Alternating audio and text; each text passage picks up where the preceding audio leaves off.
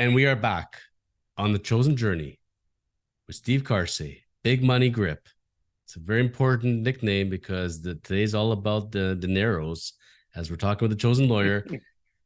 Chapter 69. And Steve, we have a new Dr. Evil in Major League Baseball. You remember the Austin Powers movies with Dr. Evil?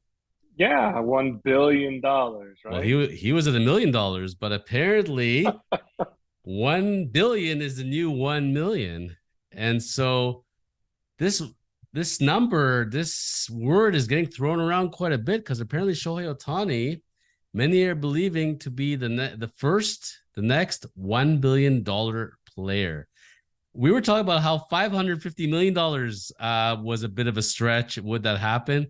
Steve, they decided he's worth 500 million as a hitter, 500 million as a pitcher. Let's just do it. Let's give him $1 billion. Why don't they just, we talked about to make a trade for Ohtani, you might as well just hand over the AA team, right? If you're another franchise. If I was a team owner listening to this bill that's coming for $1 billion, why can't we just hand him the franchise? Or you say, you know what, Shohei, here's the paperwork. When you retire, you got 10% of the team. It's in there for you, because $1 billion is a lot of money, buddy. We're going to give you sweat equity for this one. Why don't we see more players and more talk with the unions and just saying, with these kind of contracts thrown around, let's just give them team equity at this point? I'm not sure you're allowed to give team equity, quite honest with you. But if I love Shohei Ohtani. I think he's the greatest player in the game right now. Best player in the game. But for $1 billion, I pass. Yeah, I pass. I would rather spend 500 million on 26 guys than 1 billion on one guy and have a complete team as great as he is. Listen, I think the guy's going to get between $500 and $600 million. I just don't know how long this guy can do what he's doing on both sides of the ball. If you give him a 10-year contract, I don't think he's going to last 10 years doing both at the highest level that you could possibly do it. He's going to be really good, but I don't think he's going to be elite at both. Hitting or pitching, one or the other. Yep. I would probably bet on the hitting side more than I would the pitching side, just with all the wear and tear that he's going to accumulate over the next few years, even though he's in his prime.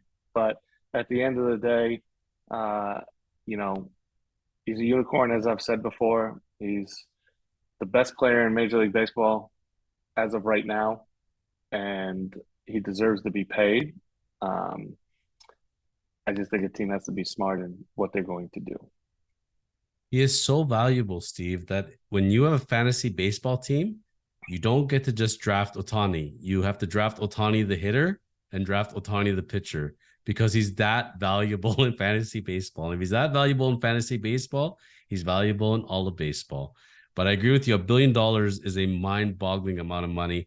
I don't know how much necessarily the jersey sales, the TV rights, as far as the exposure, etc., tourism.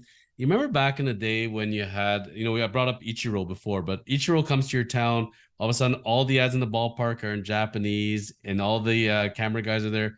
It was a different scene. The folklore has kind of gone down a little bit, but Ohtani has brought it right back up.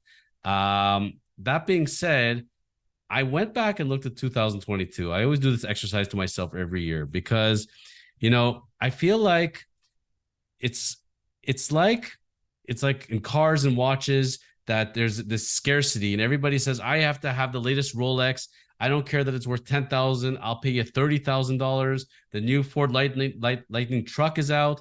It's $100,000. I'll give you $140,000. And then they go and pay whatever it takes to get this. And then they come back a few months later like, yeah, it's just a car. It's just a watch. I think I overpaid on this one. And then all of a sudden, when they go to sell it, they're not getting back their money. And teams, and they do this themselves year after year. And if they don't do it, it's considered collusion. But, every year we say, this is crazy. They can't give out more money than this. And this past season in 2022, in the offseason, the monies that were thrown around, I took a look, 12 guys got $100 million. Of that, 6 of them got $200 million. I got to ask you now, and this is between us as friends and a few of the viewers, obviously. But look at some of these contracts.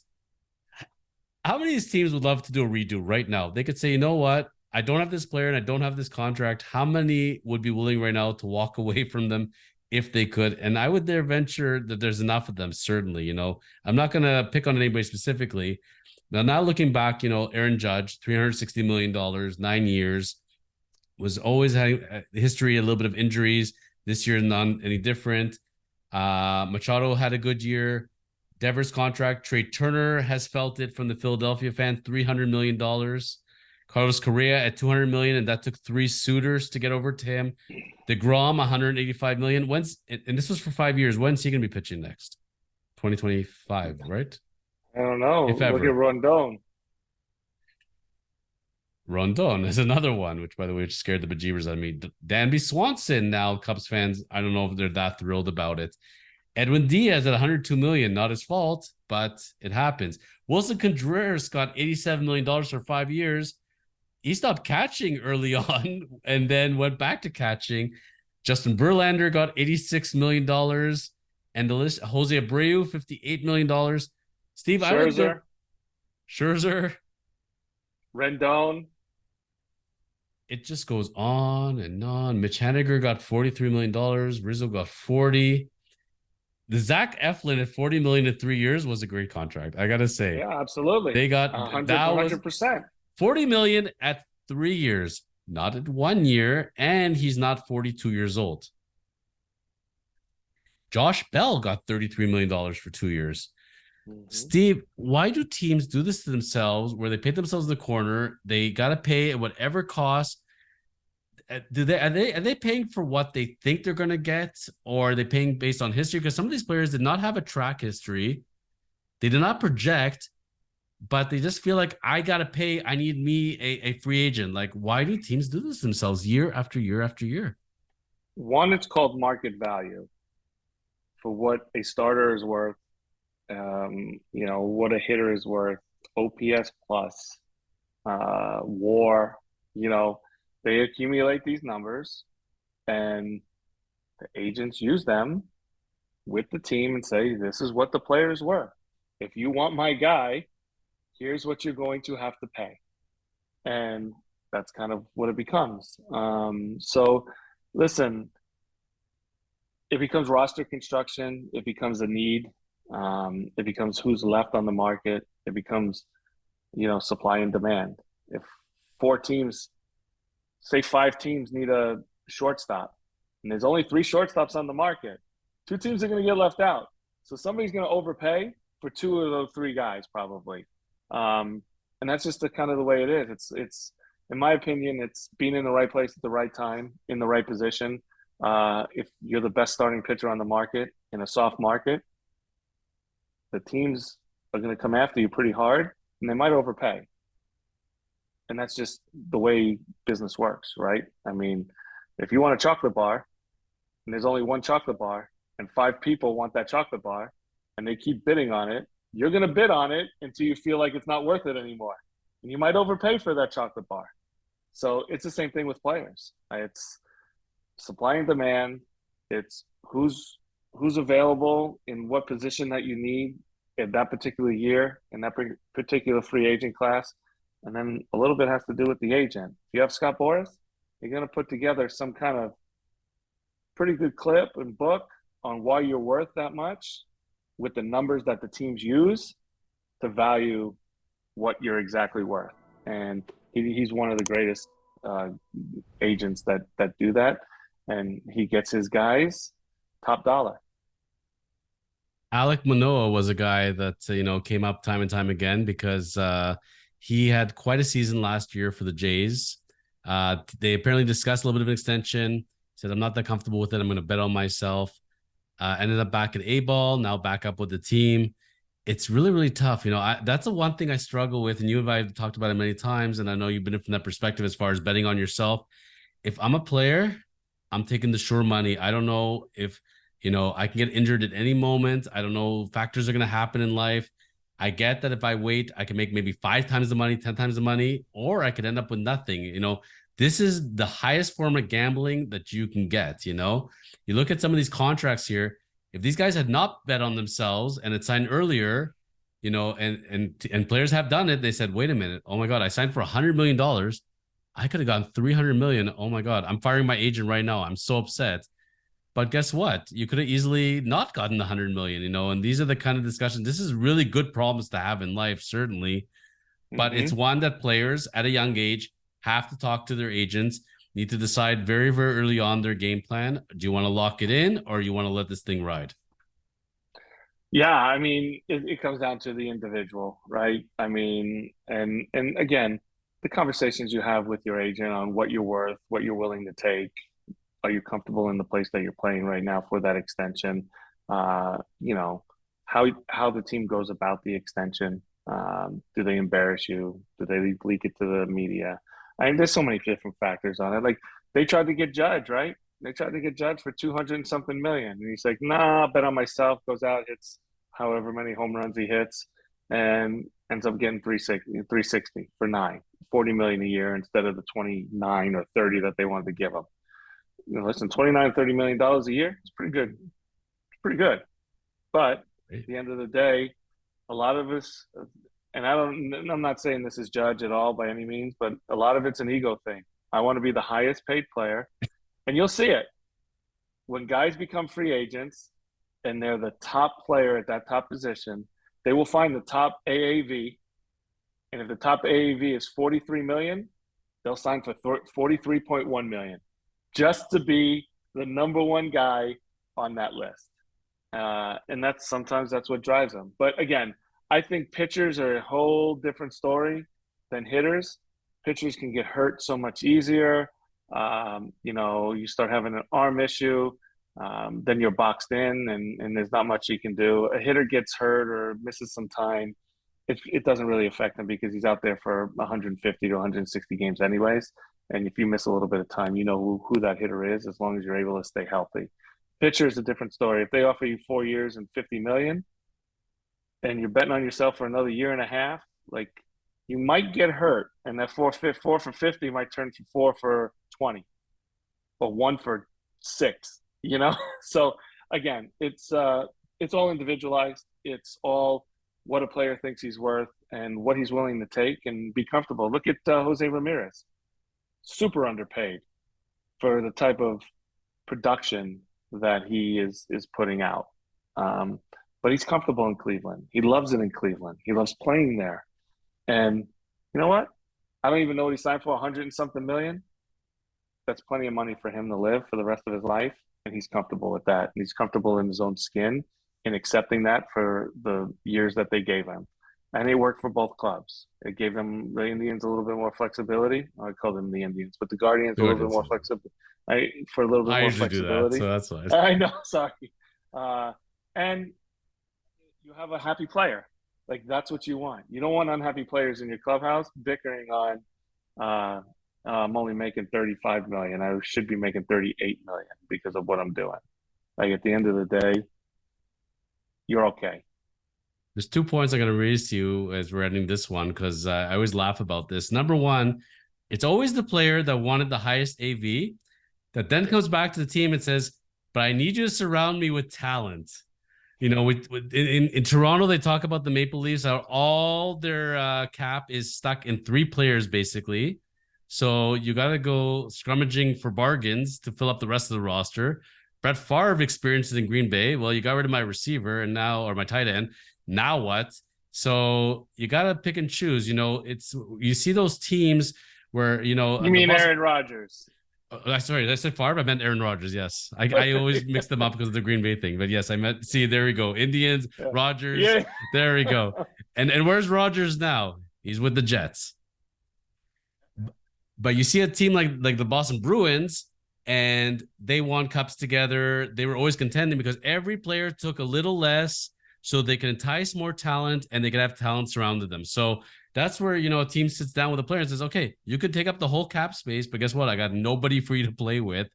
But people want their cake and eat it too. There's the expression, you can't. You can either have that cake or you can eat it. But you eat it, the cake is gone. So we got to make choices in life. And personally, I'd like to contend personally, and I would like to be in a situation. So if I have to forego some money to be able to get some talent around me, give that to me in a second. So who sticks out to me in that aspect of what exactly you're talking about is Tom Brady. Like he always took less money to have people around him to play. Wide receivers, and he made them better. He didn't have household names, but he had a Gronkowski to keep him there. You know, he had his receivers that he had with Wes Welker and Amendola and all of these guys who made a little bit of money themselves. But if Tom Brady takes up 4, 5, 6, 7, 8 million more on his contract, he ain't having some of these other players, and they might not win. So I think you're right. I think the old saying, having your cake and eating it too, is just it's really tough to live by. If you're willing to, it depends how bad you want to win. I mean, that's at the end of the day. If you want to win that bad, you'll take three million less a year to hold up that trophy at the end of the year, or at least have the opportunity to do that. Or do I want that extra 3 million? I can go buy my own trophy and hold it up in my house by myself every year. I mean, Steve Cohen had great intentions and the Mets fans appreciate it, but just because you give everybody $30 million contracts doesn't mean that it's going to be in the championship. And that's where I'm going to just challenge owners that are listening now. When you come time to 2023 free agency, look back at 2022 and how many teams would like to do a redo. Just remember, you break it, you bought it. And that's the way it is. So, been interesting those contracts, but it always begin and start with Shohei Ohtani and that magical $1 billion number, and whether it's going to happen or not. I will make a small wager and say it will not get to $1 billion. I will agree with you on that, but I will say though it is going to break 600 million for sure. And 600 million is like the middle point for me of what and how the contract will be structured. Okay. Let's see, and let's see where he's going to be. And I'm still not convinced that the Angels aren't going to keep him. So I know, unless you actually eat with the guy and train with him and hear what he has to say, who knows what people's intent? People don't know what people's intentions are. We're all trying to live in the guy's mind, like every free agent, and everybody is so different, right, on their considerations of why they sign.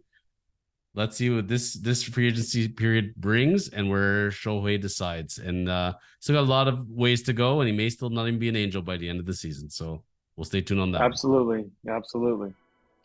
Steve Carsey, wearing the Guardians hat there and helping spread baseball cheer. Thank you very much for your insights. As always, it was really fun going through this topic and reviewing it. I actually was going to go through a list of like 50 of them. And I said, I can't do this because there's just so much remorse when I'm hearing these names. So I just kept it to the minimal, but maybe one year we will do that and maybe even look at the top free agent blunders. And if you look at some of those money spent, you're thinking, what the heck were they thinking? So maybe someday we'll do that. Yeah, absolutely. Yeah, but as you said, the point is the owners are making money and they're going to give it out to the best players. The middle class is the players that at this point are kind of getting squeezed a little bit. You have the young rookies who are making the minimum, and then you have the superstar talented players who are getting the upper echelon. And then you have a few middle guys, but they're getting squeezed, and those guys are getting squeezed out for the upper end and the lower end players. So if we can bring back some of the veteran middle guys that contracts are between 4 and 8 million, I think you'll see a more balanced budget, so to speak, with some of these teams. It's pretty funny saying it out loud. $4 to $8 million is reasonable, but that's where sports economics are, folks. One day we'll even look at the different leagues and you actually see the highest paid players and you'll understand why. And the one league I'm going to tell you that gets the shaft by far is the NHL. If you look at how much they play and what they put into it, those guys are bargoons by far. Well, once you break the union, it becomes really tough. And I believe the NHL broke the union, and they gained the leverage where Major League Baseball has never done that. Well, Donald Fear is back on a beach somewhere and probably not to be heard from again, but stay tuned on that one. Steve Carsey, my friend, We'll see you back next week on a chosen journey and more talk as we're approaching the trade deadline season, and we'll be able to talk about to see who moved around and who didn't. Should be interesting. Absolutely. Look forward to having that conversation. Have a good one, everyone. Thank you. See ya.